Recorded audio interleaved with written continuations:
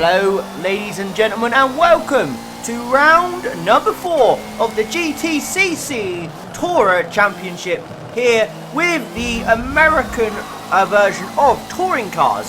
And today we are driving around the beautiful circuit of Watkins Glen, which you Americans will know very well. NASCAR come here, obviously I think the actual touring cars in real life, the US touring cars come here as well.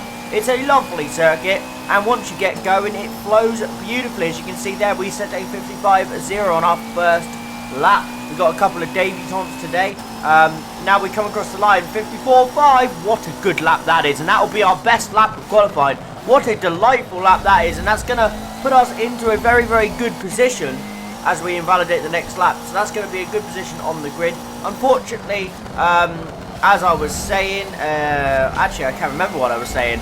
My memory's so bad. Wait, Rocket's off! Oh no, Rocket's gone off! Absolute huge crash in front of us. And I think luckily he's already set his lap. As you can see, he's up there with a 54 something or another, 54.3 I think it was. So Rocket's out-qualified me annoyingly. I did a 54.4, but he's a debutant today. As you can see, the grid, we're starting in P9 for race number 1. Rocket's up in P7. Our teammate RSF1 Hunt is in P5. Let's see what we can do here from the grid. Boogity, boogity, boogity! Let's go racing, boys!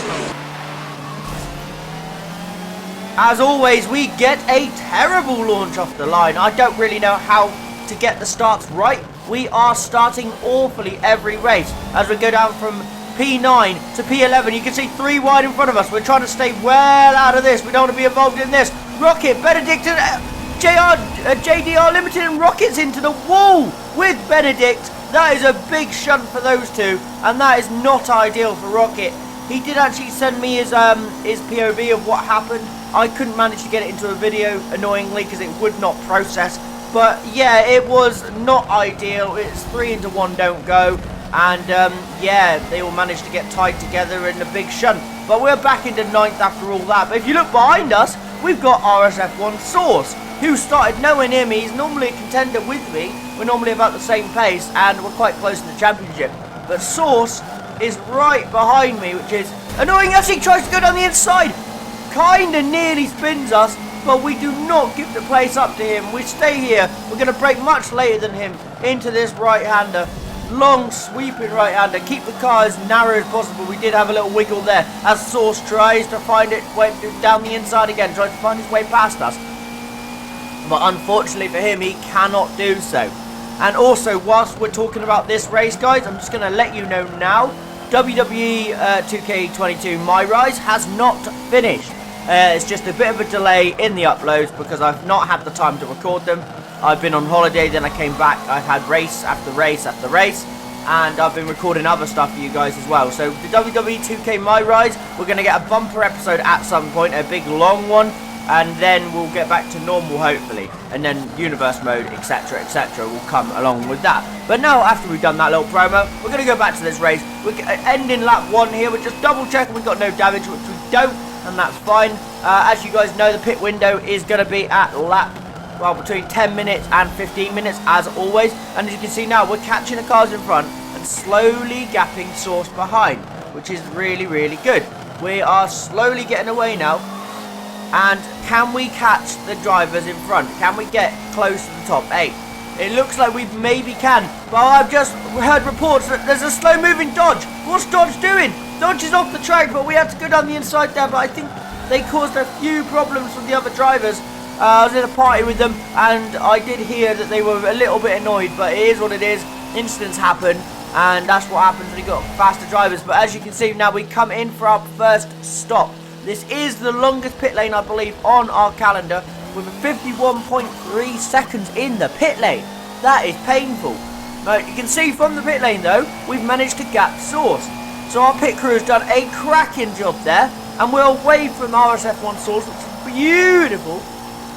And at the time, I knew he was mad, because he was in the party with me, and he was trying to catch me, he was trying to put me off, trying to stay with me, but I managed to get away from him there. And I think, to be honest with you, that might be the last we see of Saucy all race. As you can see now, cold tires through here. We're just trying to be brave, trying to just ride the curbs. We're allowed to ride the curbs as long as we don't go too far onto the grass and gain an advantage. We'll be fine. So we just can ride the curbs. You can see our teammate Hunt right in front of us, which is decent. We've got Slow in front of us as well. Someone's coming out of the pits, I think, just ahead. So let's see if we can gain on them. We're P11 at the moment. So let's see where we're going to end up as we come around turn 1. And we've got a little bit of a gap to the drivers in front. Slow-Mo's still there and a couple of other drivers. So let's just see if we can close the gap. Sorry about that, guys. I've got a bit of a cold. So I'm trying to record this as well as I can without sounding too nasally. But it isn't easy. As you can see now, we're coming down the pit straight. I think somebody might be coming out of the pits now in front of us. It is Blazer Guns. Can we get in front of Blazer Guns? And I think there was somebody else there as well. It looked like Benedict. Yeah, it was Benedict. So we've managed to get past Benedict and Blazer Guns. Benedict is one of our championship rivals for P2 in the constructors. And I think it's Hazio, or there's somebody else as well. But we just need to do what we can and just stay ahead of everybody. And yeah, just see what we can do. As you can see now, we are closing the gap on Slow-Mo quite fast, to be honest with you. I'm quite amazed about the pace we got. As you can see, the gap now to Source is over 1,000 foot. So we've managed to gap Source by quite a margin. And now let's see if we can get a move on Slow-Mo. Source, I think, was having a battle with somebody and expected me to be the next car up the road. But all I got to do is just keep a couple positions ahead of him and I will gain an advantage. As you can see now, we're all over the back of Slow-Mo, just considering where we're faster than him, where we're slower than him. And at the moment, we're not actually sure, because we've only been behind him for half a lap. But as you can see, we're braking a lot harder. We've got a lot more, we can brake a lot later than we are doing so at the moment. But we're being a bit cautious. We don't want to make a silly mistake. But we're just going to consider, stay behind him for a lap. Just see, you know, where the advantage is gained. As you can see, Slow-Mo's not very quick into this corner. And we're going to think about a move here. We're so close. Can we go down the inside of Slow-Mo? Slow-Mo comes across at the last minute and good defending. Not a lot I can do. That was a great bit of defending. And we sit there for another lap. I could have probably broke a bit later, but it might have ended up in us wrecking with him. And I just didn't think that was a good idea. So bide your time. Go for another attempt at some point. As you can see, we've got a lot more pace out of the corners than Slow-Mo. We're getting the traction much, much better. As you can see now, Slipstream down into turn 1. Can we make a move into turn 1? We're getting closer and closer and closer, but just not quite close enough there. We're just going to sit behind for now, bide our time. Nothing silly. But I say that, out of that corner we get a beautiful run, but annoyingly through here, there's nowhere to go, so we had to back out slightly, a tiny bit of contact, but we had to back out. Don't do anything silly. Can we now slipstream Slow-Mo into the next corner down this straight? I don't really fancy an overtake into this corner because I think it will end up in a crash, and we decide that patience is the best option as we now make a mistake. A huge off.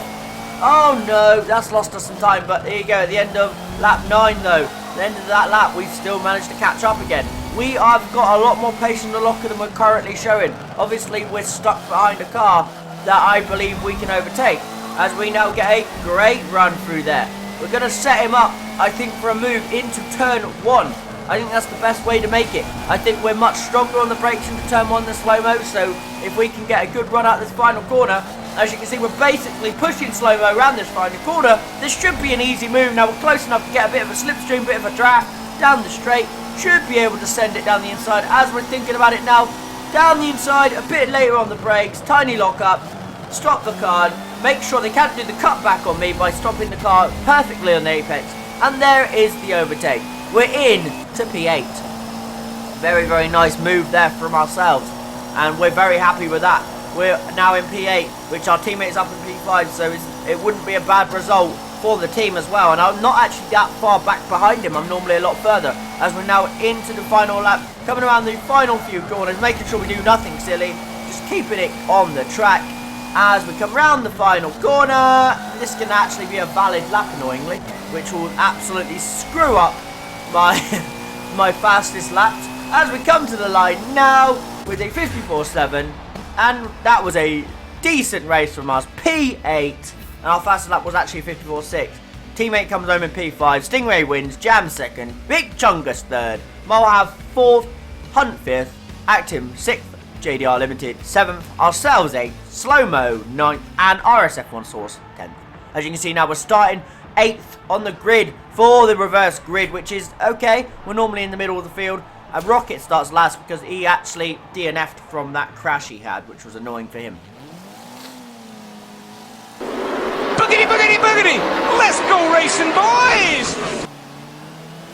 And yet again, another poor launch from us off the grid. But this time we're 4 wide into turn 1. This is not where we want to be with drivers that are clearly faster than us as well. Mohav's trying to go around the outside of us, but we're just trying to make sure we stay out of trouble and, you know, not be too forgiving. Don't give up too many positions. As you can see, we did start P8 and we're already down to P11. It's very frustrating, our starts. I need to work on them, see what I can do. As you can see, Dodge and Big Chungus. Chungus had a big moment. Mohav's coming along and Mohav had to take avoiding action on Chungus and it pushed us onto the grass. And we are now down to 16th place, the rear of the field, as then our car does not want to turn for the next corner. And that is just frustrating. We are now already about 400 foot behind Musical Rocket, who's the next car up the road.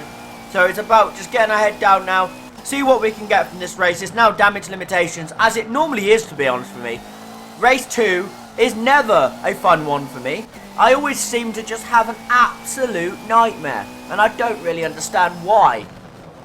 Maybe I'm not aggressive enough. I need to get the starts better, because obviously the drivers in front of me, if I can get the starts better, I can actually get in front of some of them and use them as blockades for the faster guys. But the problem is, I don't have any idea how to get the starts right. And until that happens, it's not going to happen for me. As you can see, Rocket making the move there on Dodge already. Dodge is down to 15th. I think Dodge started maybe 2nd, potentially 1st, and already down to 15th place after, well, nearly the end of lap 1. And guys, and I know it says lap 2 in the corner, but that's because we do a formation lap. So the cars get a little bit warmer, so we're not starting on ice cold tyres, and we can obviously form our grid correctly. But yeah, not the most ideal first lap for us. So now it's damage limitation. Where can we finish? As you can now see, here on lap 3, we're catching up with Dodge. We're just seeing if we can get closer. As you can see, someone's off the track in front of us, and I believe it's our teammate. Yes, it is. It's our teammate and Tonic, as we now slide it down the inside of Tonic, and Hunt now right in front of us. Is Hunt going to send it down the inside of Dodge? I think he is. Hunt wants to make the moves nice and quickly. Can we follow him through wherever possible? Because if we can follow him through, this could be good team driving. As now Dodge in front of us. We're going to try and go down the inside. We brake really late and we make the move. Tiny bit of contact there, but not a lot. Nothing to complain about. And we make the move there, and now we're up into P14. That's 2 moves in 1 lap. Let's just see if we can keep going. Hunt's now sending it down the inside of Hazio, the Norwegian driver. Now, can we follow him through? We're thinking about a move potentially around the outside here, because we already committed to the outside. Can we drive around the outside of Hazio? I don't think we can, because this is not a corner you want to go too wide through, because I think it will end up in a disaster. And Hunt now is going to probably end up gapping us. As you can see, someone's sliding in front. I think that's Musical Rocket. And we are now into 14th place. Hazio goes slightly deep there. We're going to set him up for a move into turn 1. Lovely run off there. I think we should be able to make the move into turn 1. Our favourite overtaking spot on the entire track. As we're going to go down the inside, late braking, make it stick, block the corner, make sure Hazio can't do the cutback, and there you go. Move done. As you can see now in front of us, Hunt and Rocket side by side. Lovely driving from the pair of them. We're all part of the Swordfish team as well. Rocket has joined a Swordfish sister team to me and Hunt. I don't actually remember the driver. I know Blazer Guns, I believe, is part of Swordfish too. As you can see, Hazio trying to go round the outside of us, but we're not going to give up the position. We're just going to brake later, keep it just within the limits of the track, but then we make a mistake here and we have to give up the position. That is annoying. So we lost the position to Hazio there. We could have potentially gained in front if we didn't do that silly bit of driving. But yeah, it is what it is. End of this lap though, I am planning on boxing, because the pit window will be open at the end of this lap, because it'll be about 10 minutes when we get there. So let's just hope that we can either jump Hazio in the pits or come out and make the most of the cold tyres more than they can. But as you can see, we're up behind, we're thinking about a move, and yeah, we just have to be smart about our driving in this race. Obviously, we don't want to be where we are. We know we're faster driver than the position we're currently in, and obviously Hazio is too, but managed to not be able to battle their way through. But yeah, I think it's more than possible that we can get ourselves up the field, maybe top 10, but it all depends how fast everyone else is driving, because there are some good drivers here, and obviously I've had a bit of damage. I'm missing my wing mirror, which is not ideal, but what can you do? And Sauce has had a big shunt. Sauce has had a massive shunt. I don't know what's happened to Saucy, but he looks like he might be out. No, he's managed to get himself back to the pits, but that's not good. But we have jumped Hazio in the pit lane.